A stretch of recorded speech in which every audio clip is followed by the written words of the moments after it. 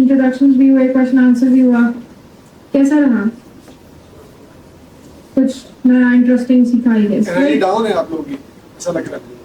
तो बताना ये कि आप लोगों के लिए लंच अरेंज हो रहा है, जीडीजी कराची की टीम अरेंज कर रही है आप लोगों का लंच अलग से, तो उसके लिए आप लोगों को थोड़ा सा इंतजार करना पड़ेगा, ठीक है? कौन कौन लार्ज लैंग्वेज मॉडल्स को जानता है? एलएलएम के बारे में कौन कौन क्या क्या जानता है? क्या होते हैं LLMs?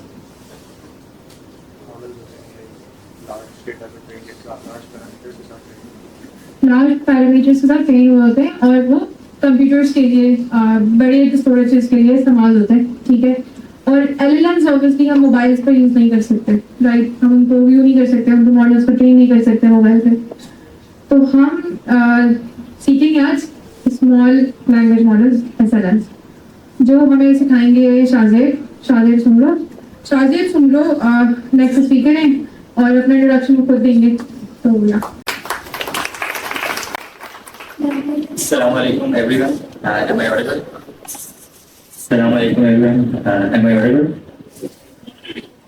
My name is Sajid Soom and I am machine learning engineer and teacher by profession.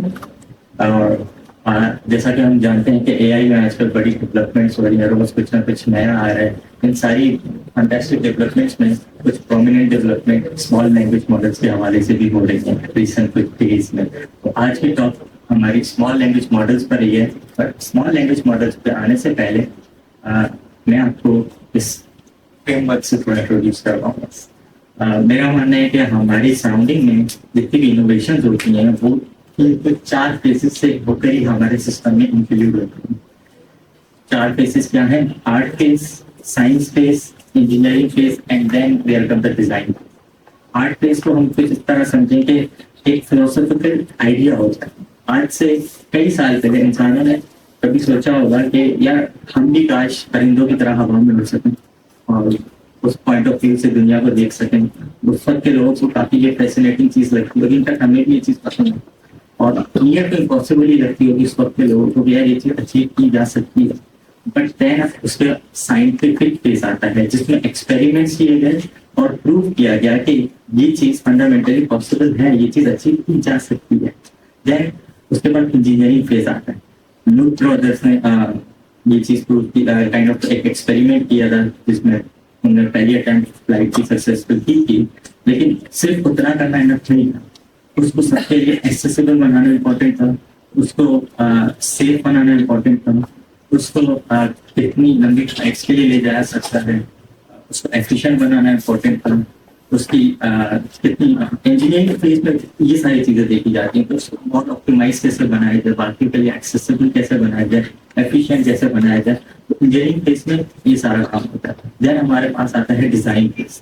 Design phase में एप्लीकेशन डिजाइन होती है जिसके ऊपर फिर प्रॉपर इंडस्ट्रीज बनती है। जैसे आज हमारे पास एयरलाइन की इंडस्ट्री है। अगर आप यहाँ से आउट ऑफ कंट्री जाने का कहीं सोचते हैं, फॉर एग्जाम्पल यहाँ से मुझे अमेरिका जाना है, पहला मीडियम ऑफ ट्रांसपोर्टेशन मेरे माइंड में एयरलाइन ही है। वो अगर दौर देखा जाए जहाँ पे लोग इसको नियर टू इम्पॉसिबल समझते थे अचीव करना, आज हमारे लिए एक नॉर्म बन चुका है। और दुनिया का वो कौन सा कंट्री है जहाँ पे एयरपोर्ट्स नहीं, यहाँ एयरप्लेन के बारे में लोगों को पता है। तो ऐसे ही जैसे आज के दौर में AI की डेवलपमेंट्स हो रही हैं, एक टाइम आएगा कि हम मोस्टली जो चीज़ अभी नियर टू इम्पॉसिबल समझते हैं वो अचीव कर चुके होंगे। इन्हीं फेसेस से गुजर के ये चीज़ें अचीव होती हैं। अगर हम NLP के डोमेन में उसी फ्रेमवर्क को अप्लाई करें तो हमारा आर्ट फेज क्या बनता है कि एक फिलोसॉफिकल थॉट क्या था कि हम मशीन्स के साथ उस तरह से बात कर सकते हैं जैसे हम इंसानों के साथ बात करते हैं अपनी ही लैंग्वेज में, ठीक है। देन उस फिलोसॉफिकल थॉट पे multiple working 90s and 60s में सिंबॉलिक AI पे काम हुआ जिसमें प्री डिफाइंड कुछ सेट ऑफ टूल्स उसके ऊपर कोशिश की गई कि हम मशीन ट्रांसलेशन अप्लाई किए हैं, फिर statistics and machine learning apply हुई, वक्त के साथ साथ फिर डीप लर्निंग अप्लाई हुई। देन हमारे पास एक ब्रेक थ्रू आता है, हमें एक ब्रेक थ्रू मिलता है in the form of transformers. ये वाले ट्रांसफॉर्मर्स ये वाले ट्रांसफॉर्मर्स ज्यादा खतरनाक हैं। हमारे जो लैंग्वेज मॉडल्स हैं इन ट्रांसफॉर्मर्स के ऊपर बेस्ड होते हैं। लैंग्वेज मॉडल्स क्या हैं? वो मॉडल्स जो हमारी लैंग्वेज अंडरस्टैंड भी कर सकें और जनरेट भी कर सकें, ठीक है। इसलिए हम इनको लैंग्वेज मॉडल्स कहते हैं। ये हमारा साइंटिफिक फेज था जिसने प्रूव कर दिया कि जो हम आइडिया लेकर आए थे कि हम मशीन के साथ बात कर सकते अपनी लैंग्वेज में, वो चीज यहाँ पे साइंटिफिक फेज में प्रूव हो चुकी है। जब से ट्रांसफॉर्मर्स आए ना, हमारी टीम बहुत तेजी से ग्रो की है, AGI की या नेचुरल लैंग्वेज प्रोसेसिंग की, और मल्टीपल डायमेंशंस में हम ग्रो किए हैं। बहुत सारी इनफैक्ट नई डायमेंशंस हमें पता चलिए कि AGI एजेंटिक AI भी कुछ हो सकता है, हम AGI की तरफ भी जा सकते हैं, मल्टी मॉडलिटी कुछ होता है। इतनी सारी जो हम आज से कुछ साल पहले सोच रहे थे जब ट्रांसफॉर्मर्स आया था कि जो चीज़ हम 20 से 30 सालों में अचीव करेंगे, ट्रांसफॉर्मर्स के आने के बाद हम पिछले 5 साल में वो चीज़ें ऑलरेडी अचीव कर चुके हैं। अभी डेटा इंजीनियरिंग का पार्ट नहीं है। अब मेरा मानना है कि बहुत सारी चीज़ें अभी भी साइंटिफिक फेज में ही हैं, और बहुत सारी चीज़ें उनमें से एक स्मॉल लैंग्वेज मॉडल्स है वो इंजीनियरिंग फेज में आ चुके हैं। अगर हम लैंग्वेज मॉडल्स की बात करें तो लार्ज लैंग्वेज मॉडल्स को कैसे भूल सकते हैं। ये वो मॉडल्स हैं जो कि बहुत सारे डेटा पे ट्रेनिंग होते हैं, ओपन सोर्स इंटरनेट का डेटा, ब्लॉग्स होता है, न्यूज पेपर्स होता है, उसकी बेसिस पे ये मॉडल्स ट्रेनिंग होते हैं। आइडियल होते हैं नॉर्मल टास्क के लिए, जो जनरल टास्क होते हैं, मल्टीपल तरह के टास्क के लिए। और सबसे बड़ी बात जो लैंग्वेज मॉडल्स की है कि में आप ट्रांसफर लर्निंग अप्लाई कर सकते हैं, तो फाइन ट्यून कर सकते हैं। मतलब मैं अगर किसी न्यू प्रॉब्लम पे काम करना चाहूँ तो मुझे स्क्रैच से नया मॉडल बनाने की जरूरत नहीं पड़ेगी, मैं पिछले किसी बने बनाए मॉडल को भी यूज कर सकता हूँ, उसको फाइन ट्यून कर सकता हूँ उस प्रॉब्लम के लिए। और जो एप्लीकेशन लार्ज लैंग्वेज मॉडल्स के अंदर ChatGPT के बारे में तो सबको पता ही होगा। रिसेंटली ओपनएआई ने सर्चजीपीटी के बारे में अनाउंसमेंट की, अभी रिलीज नहीं किया लेकिन अनाउंसमेंट की है। ओपनएआई का अपना काइंड ऑफ सर्च इंजन होगा और उसमें जीपीटी टाइप कैपेबिलिटीज में दूसरी कंपनीज के लिए है, लेकिन ओपनएआई कह रही बात कि वो गूगल से कॉपी एटलीस्ट कर सकेगा। को पायलट के बारे में आप लोगों में से बहुत तो पता होगा कि कोड जनरेशन और कोड सजेशंस के लिए उसे यूज होता है। देन हमें ना यहाँ पे कॉन्टेक्स्ट लेंथ को पहले समझना होगा। कॉन्टेक्स्ट लेंथ हमारे जो LLMs होते हैं या जो लैंग्वेज मॉडल्स होते हैं उनकी एक लिमिट होती है कि वो इतने डेटा को, एक लिमिटेड डेटा को एक टाइम पे प्रोसेस कर सकते हैं, उसको हम कॉन्टेक्स्ट विंडो या कॉन्टेक्स्ट लेंथ, ठीक है। अब इसका मसला ये आ रहा था, सपोज मेरे ऑफिस वालों ने कोई एक पॉलिसी डॉक्यूमेंट पब्लिश किया और बहुत सारे पेजेस में मैं वो सब नहीं करना चाह रहा हूँ। मैं चाह रहा हूँ कि मुझे बजट में मुझे मतलब की चीज़ पता चल गया, मुझे छुट्टियाँ कितनी मिलेंगी और मेरे सैलरी किस हिसाब से बढ़ेगी, ठीक है। तो मैं चाह रहा हूँ कि भाई वो सारा डॉक्यूमेंट में उठा के किसी LLM को दूँ और वो मुझे उसमें से मेरे सवाल का जवाब दे दे। लेकिन ये चीज़ मैं नहीं कर सकता। क्यों नहीं कर सकता? क्योंकि उसकी कॉन्टेक्स्ट विंडो इतनी नहीं है कि वो इतना बड़ा डॉक्यूमेंट एक साथ प्रोसेस कर सके। इसलिए हम इसको सॉल्व करने के लिए हमारे पास एक प्रॉब्लम, एक सोल्यूशन था रैग, जिसमें हम क्या करते थे, उस डॉक्यूमेंट को मल्टीपल चंक्स में तोड़ के हम उस LLM को देते थे। मल्टीपल चंक्स में तोड़ के एक वेक्टर स्टोर में स्टोर करते थे और उसमें से रेलेवेंट चंक्स निकालते थे। फॉर एग्जाम्पल मेरी जो कोई थी मेरी सैलरी और छुट्टियों के साथ, तो जो चंक्स सैलरी और छुट्टियों के साथ इंफॉर्मेशन रखते हैं वही मैं LLM को दूंगा along with my query. In short हम क्या करते हैं, पूरे डॉक्यूमेंट में से जो रेलेवेंट इंफॉर्मेशन है उसको फिल्टर आउट करते हैं और फिर वो LLM को देते हैं। एक तरीका हमारे पास यहाँ पे रैग का आता है। दूसरा तरीका हमारे पास लार्ज कॉन्टेक्स्ट मॉडल्स का आता है। जो मॉडल्स आ रहे हैं उसमें एक डायमेंशन ये भी है जहाँ पे एक्सप्लोरेशन हो रही है, वो है लार्ज कॉन्टेक्स्ट मॉडल। अगर आप यहाँ पे देखें जेमिनी 1.5 प्रो की, तो ये at a time 1 million tokens को प्रोसेस कर सकता है। It is equivalent to 7 lakh words. 1 घंटे की पूरी वीडियो, 11 आवर्स की पूरी ऑडियो क्लिप्स। और आफ्टर सपोज जैसा मेरा केस था कि एक डॉक्यूमेंट ऑफिस की तरफ से जो पॉलिसीज का है उसको मैंने प्रोसेस करना है, तो उसके लिए तो मोर देन मेरा है। तो रैग के बजाय मैं लार्ज कॉन्टेक्स्ट LLMs को भी यूज कर सकता हूँ, but theoretically it's quite good and easy लग रहा है। बट अगर हम इसको थोड़ा प्रैक्टिकली देखें तो it's not the ideal way, क्योंकि हमारे जो लार्ज लैंग्वेज मॉडल्स होते हैं ना उनकी कॉस्टिंग आपके इनपुट और आउटपुट टोकन्स पे डिपेंड करती है। अगर आप उसको पूरा चंद आप उसको पूरा का पूरा डॉक्यूमेंट दे देंगे ना, एक पूरी बॉडी सपोज मैंने उसको बुक दे दी, उसको प्रोसेस करो तो उसकी कॉस्टिंग भी उस हिसाब से होगी, ठीक है। तो आइडियल केस क्या है, मैं हाइब्रिड अप्रोच यहाँ पे यूज करूँ, रैक को भी यूज करूँ और लार्ज कॉन्टेक्स्ट एलएलएम को भी यूज करूँ, ताकि लार्ज कॉन्टेक्स्ट एलएलएम उसको ज्यादा अच्छे से समझ सके और रैक मुझे एफिशिएंसी भी दे ताकि मेरी कॉस्टिंग भी बढ़ सके।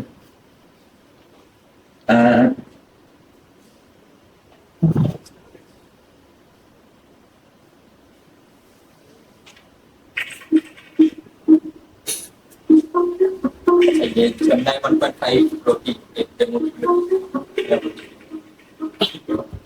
I remember at the announcement, the 1 million token context window, and my first reaction was, there's no way they were able to achieve this. I wanted to test its technical skills.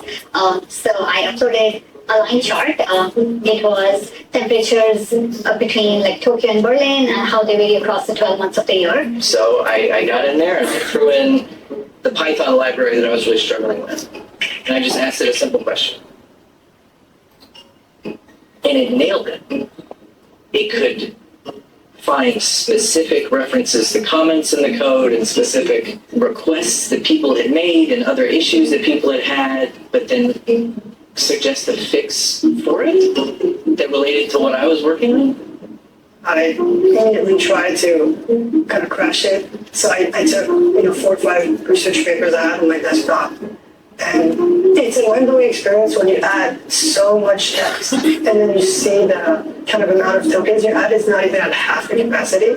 It felt a little bit like Christmas because you saw things kind of peppered up to the top of your feed about like, oh wow, I built this thing, or oh, it's doing this and I would have never expected. Can I shoot a video of my possessions and turn that into a searchable database? So I ran to my bookshelf and I shot a video just panning my camera along the bookshelf and I fed the video into the model.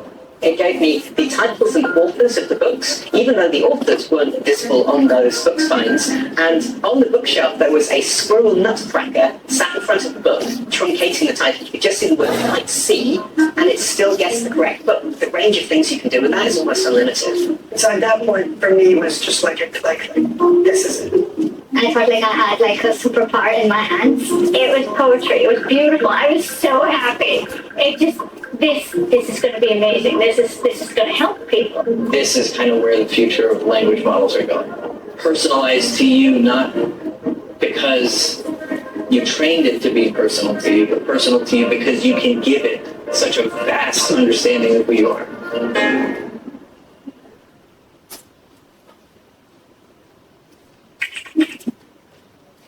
हाँ, हमने LLMs के बहुत सारे use cases और फायदे देखे, वहाँ LLMs के मल्टीपल फॉर्म्स भी हैं। There are 2 sides of the coin always, ठीक है। एक है कि LLMs ना बहुत ज़्यादा रिक्वायरमेंट्स होती है, उनको बहुत ज़्यादा स्पेस हैवी होते हैं, मेमोरी बहुत ज़्यादा चाहिए, और दूसरी चीज़ उनको रन करने के लिए प्रोसेसिंग पावर बहुत ज़्यादा चाहिए। वो GPUs पे रन हो रहे होते हैं। अगर मैंने मल्टीपल टाइम्स कोशिश की है, मेरा काम होता है बेसिकली, मेरा day to day task LLMs को लोकली अपने पास चलाना। अगर मैं 70 बिलियन पैरामीटर्स के एक LLM को अपने पास लोकली चलाता हूँ with very good processing power, मुझे ऑलमोस्ट 20 से 30 मिनट लग जाते हैं फिर उसको लोड करने में और उसको लाइक प्रोसेसिंग करने में। तो ये बहुत कॉस्टली हमें प्रोसेस पड़ जाता है। और दूसरी चीज़, सपोज मैंने अभी अपने किसी के एज डिवाइस पे, सपोज मैंने अपने मोबाइल पे LLM, पहली चीज़ तो इतना बड़ा LLM है, सपोज हंड्रेड्स ऑफ जीबीज के LLMs आते हैं, तो ये GPT वगैरह ये कितने हैवी LLM थे। पहली चीज़ तो मैं मोबाइल पे खाएंगे नहीं, मैं एक तो मेमोरी का मसला है। दूसरी चीज़, अगर मैं ले भी आता हूँ मोबाइल पे संभाव, मैं मोबाइल पर तो प्रोसेस ही नहीं कर पाऊंगा क्योंकि मेरे मोबाइल पे GPU नहीं है, CPU पे वो चलने वाले नहीं है कि कितने हैवी प्रोसेस उनको प्रोसेसिंग चाहिए। तो एक काम जो मेरे मोबाइल पे कुछ लोगों को लगता होगा चल सकता है जर्मनी, बेसिकली वो जर्मनी मेरे मोबाइल पे नहीं चल रहा, वो जर्मनी का मॉडल क्लाउड पे चल रहा है, और क्लाउड को मैंने वाईफाई के थ्रू कनेक्ट किया, इंटरनेट से कनेक्टेड होता है, मैं API के थ्रू किया, ठीक है। अगर मुझे इसको लोकली चलाना है, अगर मेरे पास लोकली चल रहा था, मुझे इंटरनेट की डिपेंडेंसी नहीं होती, मेरी क्लाउड पे डिपेंडेंसी नहीं होती। तो दूसरी चीज़ एक बड़ा कंसर्न जो है LLMs को लेके वो है डेटा प्राइवेसी। डेटा प्राइवेसी अच्छा इस टॉपिक में थोड़ा बात करते हैं ऐसा नहीं करते। तो LLMs के ये जो कुछ कॉन्स हैं, एक तो रिसोर्सेज हंग्री होते हैं और लोकली हम इसको डिप्लॉय नहीं कर सकते, तो उसका अल्टरनेटिव लाया गया स्मॉल लैंग्वेज मॉडल्स के। और मेरी नजर में यहाँ पे हम इंजीनियरिंग फेज में आते हैं कि LLMs हम आम लोग अपने पास लोकली नहीं चला सकते, तो SLMs लाए गए जो कि हम आम लोग अपने पास लोकली चला सकते हैं, हमारे मोबाइल्स पे यूज हो सकते हैं, हमारे PCs में आराम से भी यूज हो सकते हैं। तो स्मॉल लैंग्वेज जो हमारे इंजीनियरिंग फेज उसमें उसका मकसद क्या था, चीज़ों को एफिशिएंट बनाना और चीज़ों को सबके लिए एक्सेसिबल बनाना। तो यही इधर क्या कहते हैं स्मॉल लैंग्वेज मॉडल्स का मकसद है, एक बड़े डेटा पे ट्रेन होने के बजाय एक डोमेन स्पेसिफिक और अच्छे से प्रोसेस हुए हुए डेटा पे ट्रेन किए जाते हैं SLMs, और लाइट वेटेड होते हैं, इजी प्रोसेसिंग होती है, डिप्लॉय करना इजी होता है, इनका फाइन ट्यूनिंग करना इजी होती है और चीपर भी होता है। ठीक है, एक अगर आप परफॉर्मेंस वाइज देखते हैं जो हमारे मशीन कुछ SLMs हैं, उनमें से हमारे पास एक जेमिनी का नैनो है, हमारे पास माइक्रोसॉफ्ट का फायर 3 है, GPT-4 का मिनी है। ये तीनों मॉडल्स आप अपने मोबाइल फोन पे लोकली इजीली चला सकते हैं, मतलब किसी एज डिवाइस पे इजीली चला सकते हैं। इनका size like 2 to 3 billion parameters होता है। अगर मैं MBs की बात करूँ तो मेरी 800-900 MBs होता है, एटमोस्ट 1.5 GB से ऊपर का मेटा ने AI ग्लासेस निकाले हैं, जिसमें कॉन्सेप्ट ये है कि ग्लासेस होंगे, उसमें लोकली SLM डिप्लॉयड होगा एंड मैं उससे बात कर सकता हूँ। उसके लिए मुझे कोई इंटरनेट कनेक्टिविटी की जरूरत नहीं होगी, क्योंकि लोकली डिप्लॉयड है। मैं उसको कह सकता हूँ लेवल पे चल लो, मेरे फोन्स में जाके इस कॉन्टैक्ट को कॉल करो, मुझे वेदर अपडेट्स, इस तरह की चीज़ें हम SLM के थ्रू एज डिवाइस इजीली कर सकते हैं। और जैसे आजकल आप अपने PCs में, लैपटॉप्स में देख रहे होते हैं, आपके PCs में CPU के कोर्स हैं, GPU के कोर्स हैं, इस तरह से इन फ्यूचर आप लोग अपने PCs में AI के कोर्स भी देखेंगे जो कि लैंग्वेज मॉडल्स को ही मोस्टली सपोर्ट कर लेंगे। अभी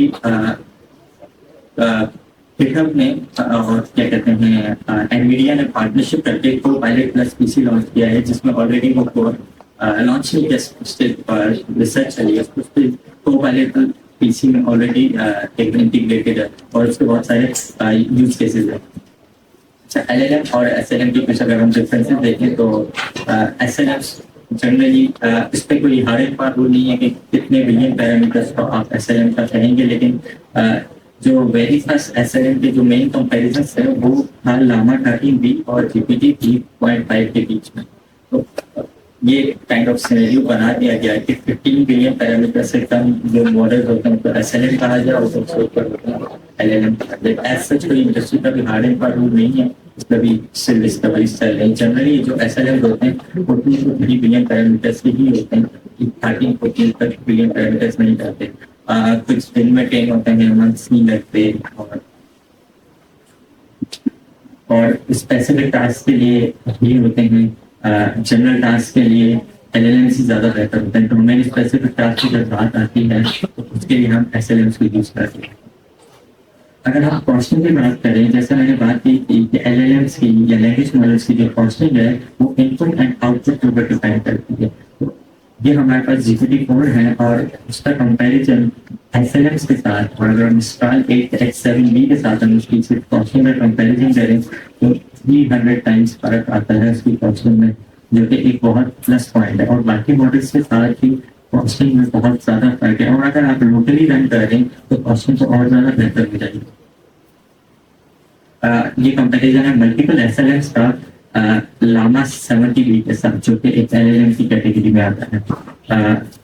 सबसे पहला कंपैरिजन अगर हम देखें तो BBH एक कैटेगरी में आता है। BBH क्या है?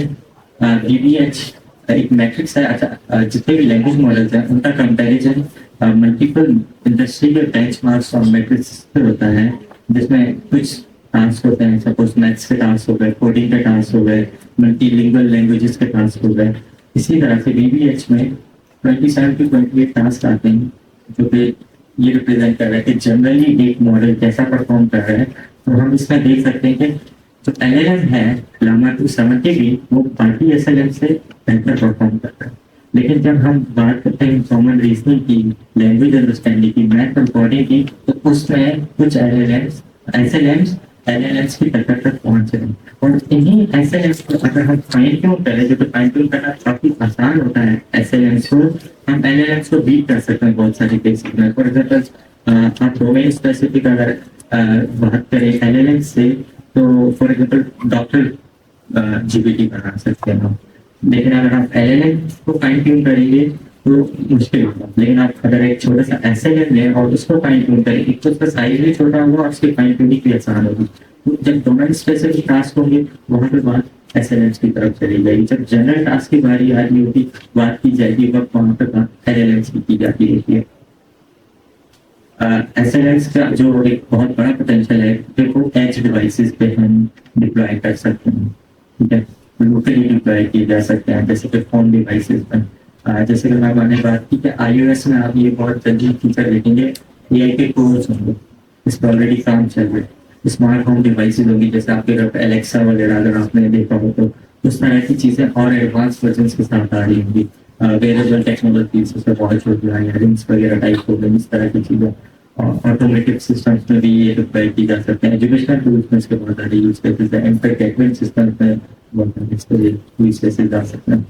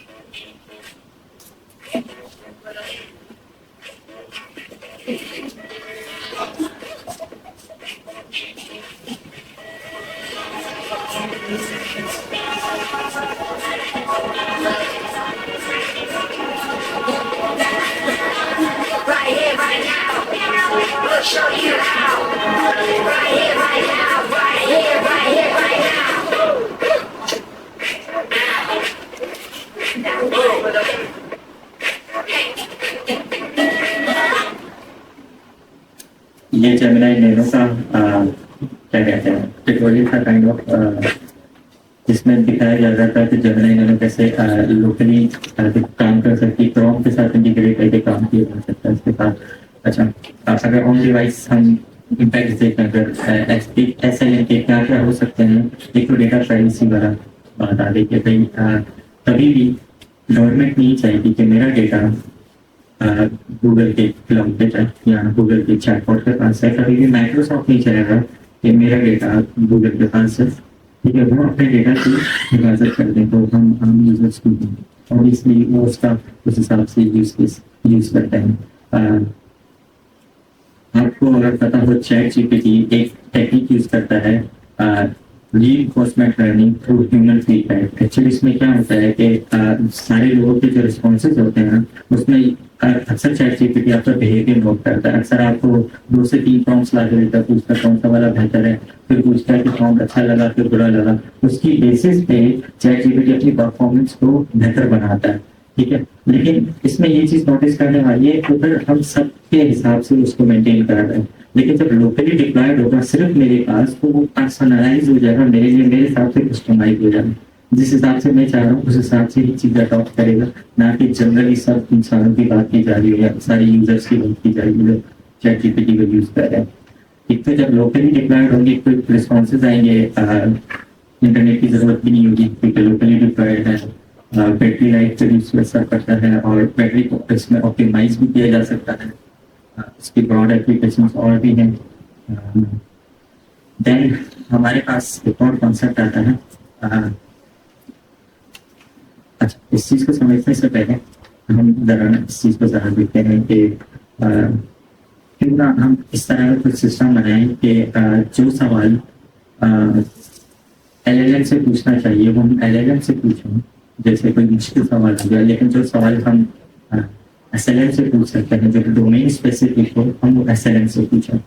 और उसके बीच में कोई एक ऑर्केस्ट्रेटर हो या एक काइंड ऑफ कोई मैनेज करने वाला हो, वो खुद एक लैंग्वेज मॉडल हो सकता है जो भी कैटेगराइज करे। जो आपने सवाल पूछा है वो क्लाउड पे जाना चाहिए, एलएलएम के पास है, लोकली आपके पास उसकी क्वेरी करनी चाहिए जो कि क्या कहते हैं एसएलएम से करनी चाहिए। फॉर एग्जांपल आपके पास एसएलएम है डॉक्टर जीपीटी, ठीक है, आपने उससे सवाल पूछा कुछ मेडिसिन के हवाले से या मेडिकल की फील्ड के हवाले से, तो वो कैटेगराइज हो गया कि भाई तुम एसएलएम से पूछो, तुम क्लाउड पे नहीं जाओ, फजूल में तुम कॉन्स्टेंट ज्यादा ना बढ़ाओ, ठीक है। इससे हम चीजों को एफिशिएंट बना रहे हैं और हाइब्रिड मॉडल ला रहे हैं, ठीक है। लेकिन अगर कोई इस तरह का सवाल आपने पूछा जो डॉक्टर जीपीटी के काइंड ऑफ बस की बात नहीं थी, तो उस तरह के सवाल को वो क्लासिफाई करके वो भेजते क्लाउड पे, जो कि हमारे पास कोई एलएलएम मौजूद होगा। फॉर एग्जांपल वो क्या था, तबूक का मतलब क्या, तो उसको बोलेंगे तुम भी जाए लो भाई, तो मुझसे पूछो, उसको तो ये पता, तो वहाँ पे हमारे पास उसका कॉन्सेप्ट आ जाता है एजेंटिक एआई का, भाई तुम्हें भी नहीं पता तो जाओ वेब पे सर्च करके हमें रिस्पॉन्स ला के दो। तो इस तरह से हम एक काइंड ऑफ क्या कहते हैं हाइब्रिड मॉडल लाएंगे। और यहाँ पे पैरेटिव लर्निंग का कॉन्सेप्ट यूज हो रहा है। पैरेटिव लर्निंग इज लाइक आपस में लर्निंग्स तो शेयर हो रही है जो भी लर्निंग है, लेकिन डेटा शेयर नहीं होता। इससे डेटा प्राइवेसी का भी जो कॉन्सेप्ट था वो भी कवर हो रहा है। हम इसी अगर चीज को देखें कि भाई फॉर एग्जाम्पल मेरे पास ग्लासेस है, मैं ग्लासेस से अगर पूछता हूँ कि वेदर रिपोर्ट क्या है, तो उसको उसके लिए इंटरनेट की जरूरत होगी, तो वो उसके लिए वाईफाई से कनेक्ट होकर क्लाउड पे जाए। अदरवाइज वो उससे मैं पूछता हूँ टाइम क्या हो रहा है, तो वो ब्लूटूथ से फोन पे कनेक्ट होकर मुझे उसका जवाब दे सकता है। उसको उसके लिए क्लाउड पे जाने की जरूरत नहीं, कभी में कॉस्टिंग बढ़ाने की जरूरत नहीं। तो चीजों को ज्यादा ऑप्टिमाइज करना, चीजों को ज्यादा एफिशिएंट बनाना, आगे की तरफ इस तरफ हम जा रहे हैं हमारी इस लैंग्वेज मॉडल्स की डोमेन में। और हम देख रहे हैं जितना हम चीजों को हाइब्रिड कर रहे हैं, जितना हम लाइक एसएलएम्स को साथ यूज कर रहे हैं, एजेंटिक टूल्स को ज्यादा यूज कर रहे हैं, उतना वो चीजें एफिशिएंट भी कर रहे हैं। और that's the future of generative AI. जैसे कि हमने बात की थी डिजाइन फेज की तरफ हम इसी तरह से जाएंगे कि चीजों को हम हाइब्रिड वे में यूज करें और स्लोली हम एजीआई की तरफ जाके भी देख रहे हैं। और जो बाकी रिसर्च एरिया थे जनरेटिव एआई के, उसमें एक तो स्मॉल लैंग्वेजेस मॉडल्स हो गए, इसके अलावा डोमेन स्पेसिफिक मॉडल्स, तो ज्यादातर ये domain specific models small language models पे ही बिल्ड होंगे। जैसे कि डॉक्टर जीपीटी हो गया या नेटवर्क जीपीटी हो गया, इस तरह के आप टूल्स बहुत जल्द ही देख रहे होंगे। इनफैक्ट अभी भी मौजूद है, लेकिन उनकी अभी इतनी चर्चा नहीं है मार्केट में। मल्टी मॉडल में सिर्फ इमेजेस नहीं आती, सिर्फ वीडियोस नहीं आती, इसमें बाकी तरह का भी डेटा आता है। फॉर एग्जाम्पल टाइम सीरीज का भी डेटा आ सकता है। अगर मल्टी मॉडल को मैं कहूँ कि भाई ये रहा ये का जो भी बैलेंस शीट है, मुझे बताओ क्या मुझे इसमें अगले 5 साल के लिए इन्वेस्ट करना चाहिए कि नहीं।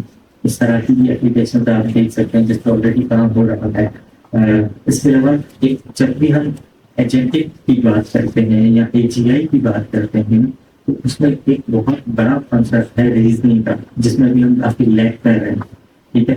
कि उसके लिए फिर इस तरफ रिसर्च हो रही है रीजनिंग की तरफ, एक्सप्लेनेबल एआई, ठीक है।